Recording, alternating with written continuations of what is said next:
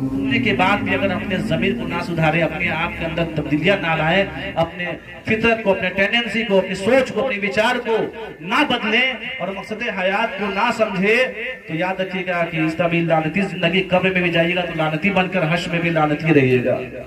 وقت رہتے ہمیں اپنے عاقبت کی بات سوچی چاہیے، اپنے فائدے کی بات سوچی چاہیے کہ اللہ نے ہمیں دنیا میں عبادت کے لیے بھیجا ہے۔ مقصد حیات کو سمجھیے، اللہ کے نبی آئے تھے ہمیں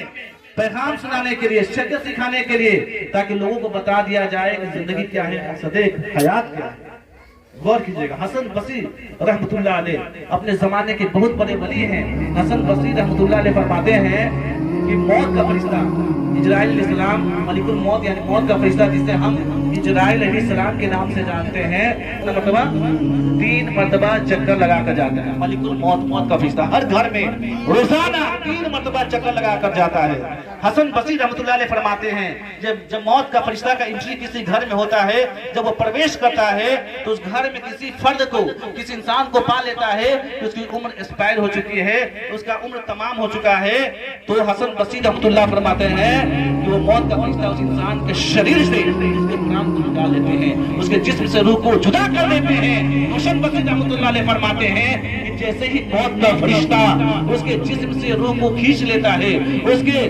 کے شریر سے پران کو کھینچ لیتا ہے، وہ انسان انتقال کر جاتا ہے، تو اس کے گھر والے، اہل و اقارب، بال بچے، بیوی، اہل خاندان والے روتے ہیں، آہو فغا کرتے ہیں، چیختے ہیں، چلاتے ہیں۔ حسن بصری رحمت اللہ علیہ فرماتے ہیں یہ موت کا فرشتہ چوکھٹ پہ کھڑے ہو کر آواز دیتا ہے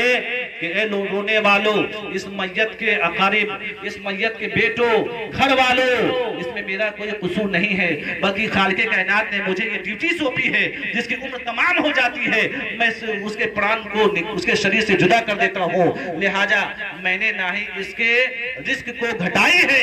نہ ہی میں نے اس کی عمر کو کم کی ہے، بلکہ اس کی عمر تمام ہو چکی تھی، لہٰذا خالق کائنات نے مجھے یہ کام سونپا ہے، میں نے اپنے کام کو انجام دیا ہے، مجھے برا بھلا نہ کہنا، میں نے اپنے رب کی حکم کی تعمیل کی ہے۔ اور پھر حسن بصری رحمت اللہ فرماتے ہیں پھر یہی فرشتہ ان لوگوں سے مخاطب ہو کر کہتا ہے اس میت پہ رونے والوں، اس میت کے اولادوں، اہل خاندان والوں، یاد رکھو یہ رونے سے، آہو فغا کرنے سے، چیخنے سے، چلانے سے کوئی فائدہ ہاتھ آنے والا نہیں ہے۔ آج اس کی باری تھی، آج اسے لے کر جا رہا ہوں، کل ایک ایسا وقت آئے گا تم میں سے کسی کو میں چھوڑنے والا نہیں۔ حسن بصری رحمت اللہ علیہ فرماتے ہیں موت کے فرشتے کی اس آواز کو اگر گھر والے سن لے تو پردے پہ رونا چھوڑ کر اپنے اوپر رونا شروع کر دے۔ غور کیجئے، جو ہم احسال ثواب کرتے ہیں بلا شبہ سے مردوں کو فائدہ ہوتا ہے،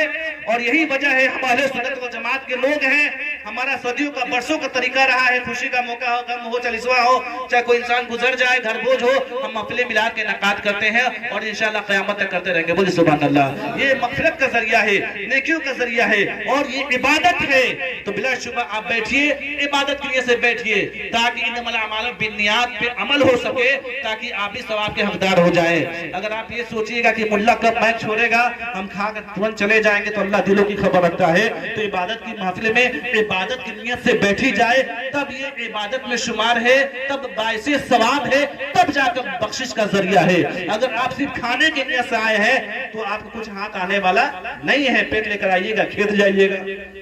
کچھ ہاتھ آنے والا نہیں ہے۔ یہ عبادت کی محفل ہے، اور یہ عبادت کی محفل غور کیجئے گا 5 منٹ کی ہو یا 10 منٹ کی ہو، چاہے 5 گھنٹے کی ہو، عبادت کی محفل عبادتیں ہوا کرتی ہے، اور عبادت کی محفل میں بیٹھنے کے لیے عبادت کی نیت بھی کر لینی چاہیے، تاکہ وہ بیٹھنا طریقے کا لمحہ ہمارے لیے مغفرت کا ذریعہ ہو جائے، گناہوں کا کفارہ ہو جائے۔ اللہ اس کی عوض میں جیسے کہ حدیث پاک میں نے بیان کی ہے کہ جہاں پہ چند اشخاص بیٹھ کر ایک ذکر کی محفل بیٹھ کر اللہ رسول کا تذکرہ کرتے ہیں، جیسے اس محفل کا اختتام ہوتا ہے اور جو ہی لوگ اپنی جگہ سے اٹھ کر گھر جانے کا ارادہ کرتے ہیں، خالق کائنات اس کار خیر کے صدقے میں ان کے گناہ صغائر کو معاف فرما دیتا ہے۔ غور کیجئے، احسال ثواب سمجھیے۔